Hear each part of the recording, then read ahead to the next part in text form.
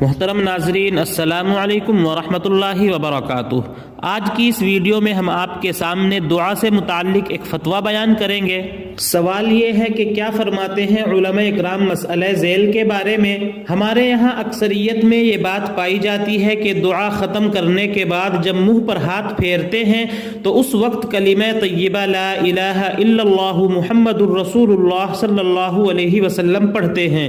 کیا شریعت میں اس کا کوئی ثبوت ہے یا نہیں؟ فتاوی قاسمیہ کے اندر مفتی شبیر صاحب اس کا جواب یہ لکھتے ہیں کہ نماز کے بعد منہ پر ہاتھ پھیرتے وقت کلمہ طیبہ پڑھنا ممنون ہے، کیونکہ یہ اہل بدعت کا شعار بن چکا ہے۔